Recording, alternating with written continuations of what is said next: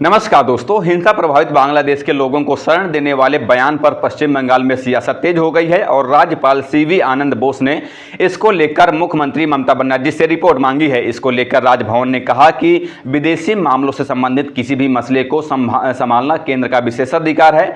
आपको बता दें कि ममता बनर्जी ने बांग्लादेश के हिंसा प्रभावित लोगों को पश्चिम बंगाल में शरण देने की बात कही थी। इसी मामले में राज्यपाल ने मुख्यमंत्री से संविधान के अनुच्छेद 167 यानी कि 167 के तहत एक व्यापक रिपोर्ट में पेश करने के लिए कहा है। राजभवन ने सीएम से जवाब मांगा है कि किस आधार पर संवैधानिक मर्यादाओं की अनदेखी करते हुए ऐसी सार्वजनिक घोषणा की गई है। तो चलिए आपको बताते हैं कि आर्टिकल 167 यानी कि अनुच्छेद 167 क्या है, जिसके तहत राज्यपाल ने ममता बनर्जी से रिपोर्ट मांगी है। दरअसल संविधान का अनुच्छेद 167 यानी कि आर्टिकल 167 राज्यपाल को किसी फैसले की जानकारी देने के संबंध में मुख्यमंत्री के कर्तव्यों को परिभाषित करता है। आर्टिकल 167 के तहत राज्यपाल और राज्य मंत्रिपरिषद के बीच मुख्यमंत्री एक कड़ी के रूप में कार्य करता है। इसके तहत किसी भी राज्य के मुख्यमंत्री का यह कर्तव्य है कि राज्य के कार्यों के प्रशासन संबंध और विधान विषयक प्रस्तावनाओं संबंधी मंत्रिपरिषद के सभी फैसलों की जानकारी राज्यपाल को दे।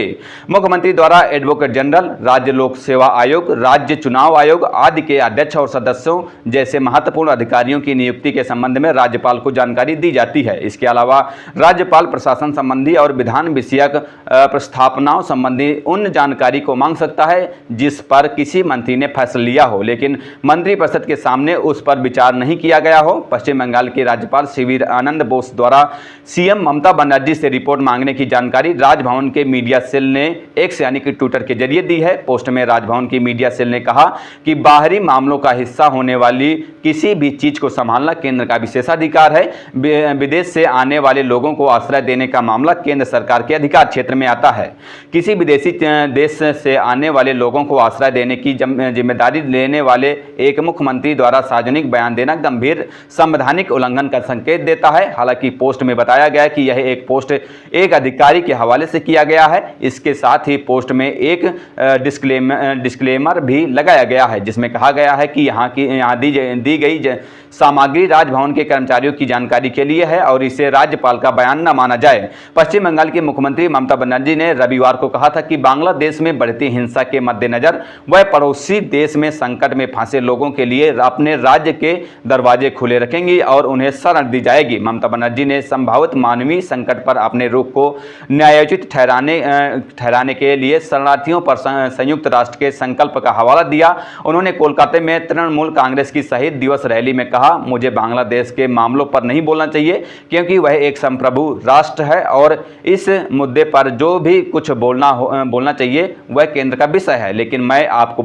यह बता सकती हूँ कि यदि संकट में फंसे लोग बंगाल का यानी कि पश्चिम बंगाल का दरवाजा खटखटाएंगे तो हम उन्हें शरण जरूर देंगे। ऐसा इसलिए क्योंकि आसान क्षेत्रों के आसपास के क्षेत्रों में शरणार्थियों को समायोजित करने के लिए संयुक्त राष्ट्र का एक संकल्प है। ममता बनर्जी ने पश्चिम बंगाल के उन निवासियों को हर संभव सहयोग का आश्वासन दिया जिनके रिश्तेदार अंतर्राष्ट्रीय सीमा से पूर्व की ओर हो रही हिंसा के कारण फंस गए हैं। उन्होंने उन बांग्लादेशियों को भी सहायता प्रदान करने की बात कही है जो बंगाल आए थे लेकिन घर लौटने में कठिनाई का सामना कर रहे हैं। ममता बनर्जी ने पश्चिम बंगाल के लोगों से बांग्लादेश की मौजूदा स्थिति से संबंधित मामलों पर उकसावे में न आने की भी अपील की है। उन्होंने कहा कि हमें संयम बरतना चाहिए और इस मुद्दे पर किसी भी उकसावे में नहीं आना चाहिए।